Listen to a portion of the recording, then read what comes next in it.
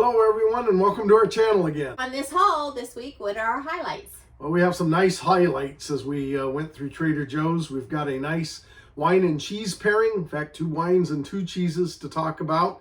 And this Saturday is Pie Day, so we're looking forward to that. As you know, I'm a geek, so it's March 14th, known as Pie Day. And we're going to feature one of Tim's favorite pies.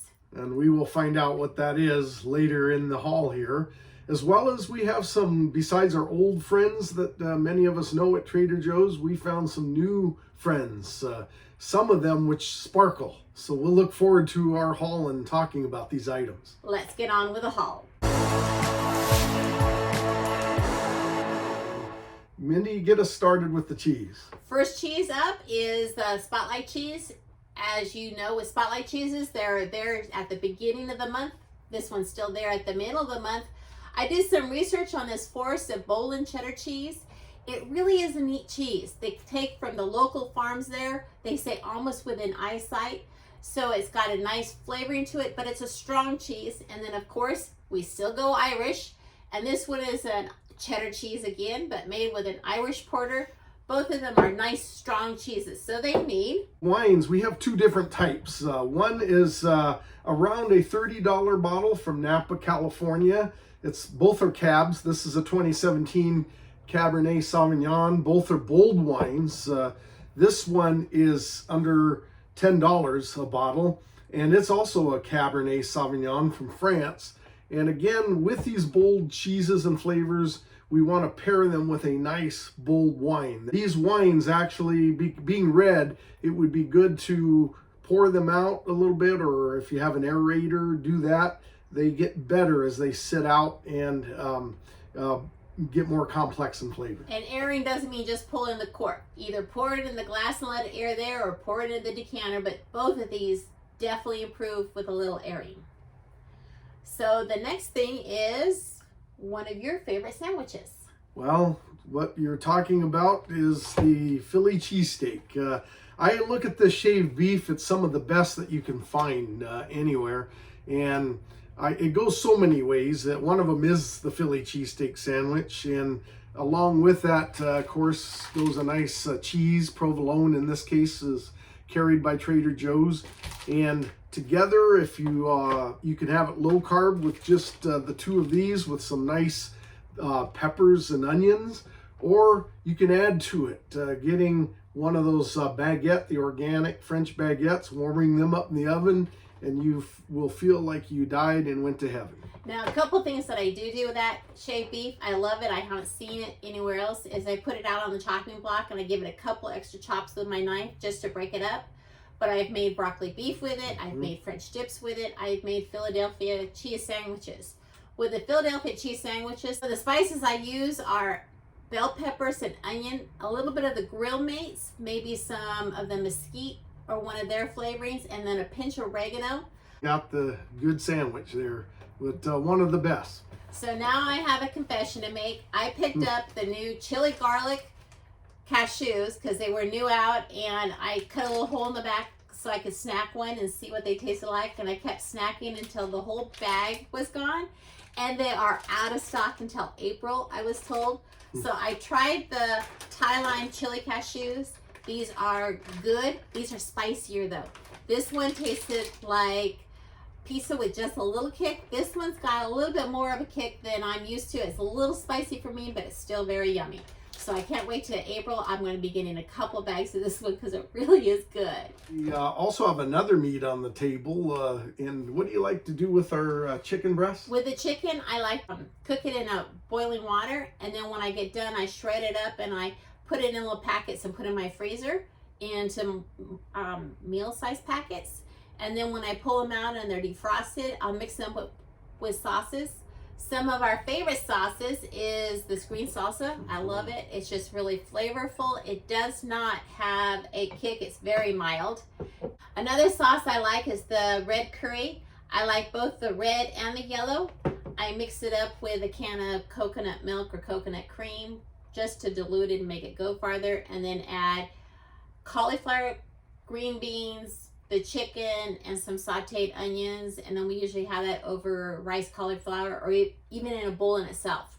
Right now here, we're getting a ton of rain this week, so it's cold, it's damp, you want something to warm your bones, and it's an easy meal after a day of work. Another salsa that I personally love, it's one of my favorites, is the roasted tomatillo verde salsa with the chicken as well. And then either sauce, really, you can use it to cook the meat in. Sometimes for a little more kick, the Hatch chili version of this is also good. Either way, you cannot go wrong with this sauce right here. I think we are up to, what is your favorite pie? Well, one of my favorite pies is pizza pie. And in fact, any night that's a pizza night is a good night by me. So one of the many ways you can cook pizza, finding things at Trader Joe's, is the dough, just the dough, the fresh dough that's in the fresh section. It's dated, and you can actually divide this bag into two and have two people roll it out thinner and get two nice dinner plate size individual pizzas on it. I know you have some thoughts on this. And the reason we do that is we like different pizzas. He likes his with lots of cheese and lots of pepperoni. I like mine with a little less cheese, and then I usually put fresh tomatoes, maybe fresh onions on it. So this way we can each have our own pie, but you figured out the perfect way to cook the crust. How do you cook it? Yeah, there's many different ways a person can do it. If you're doing it in the oven, the best way to do this is to take the pizza dough and let it actually activate at room temperature, as the directions say, 20 to 30 minutes. And then after you divide it and roll it, cook it for about 12 to 15 minutes, depending how hot or cold your oven runs. I know ovens are different, but whatever's good.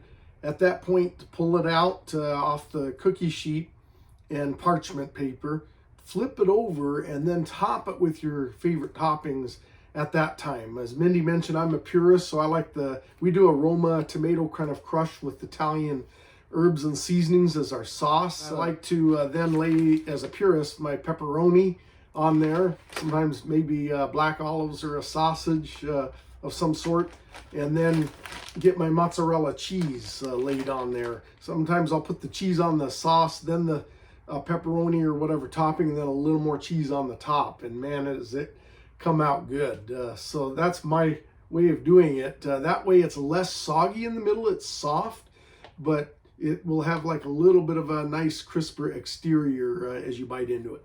So that's why we have the Roma tomatoes, the garlic, and the onion, and I'll be showing that in the recipe that will be included as another video, because we try to keep these videos on the shorter side.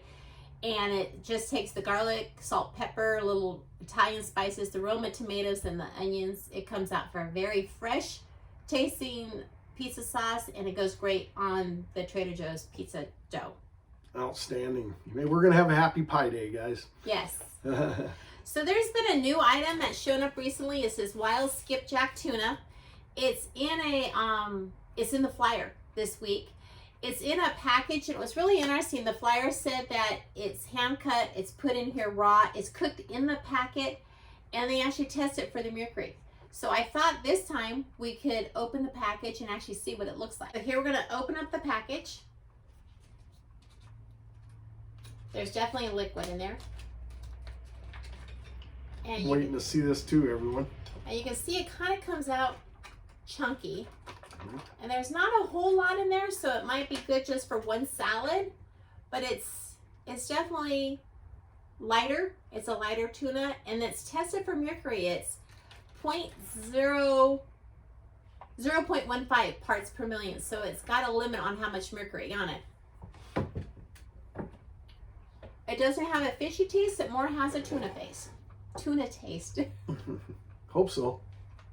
Good in a salad niçoise if you were doing something like that, but that's what the tuna looks like in these little packages. They do have a very long shelf life. This one's good until August of 2021, so it's got over a year of shelf life. We have that again. That's very good.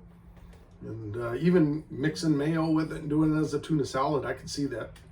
As I mentioned, it is getting cold here, so one of the things I like is a cup of coffee in the evening, but caffeine just definitely gets me. I like the decaf This one's a nice K-cup. It's a medium roast, so it's got a nice flavor to it, and yet you don't get that jittery buzz from caffeine.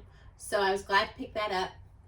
And now I think we're on to our new items. And one of the new items is a seasoning that's just made it back after a very short time here, and then much disappointment when it left. What was that you are so happy to see?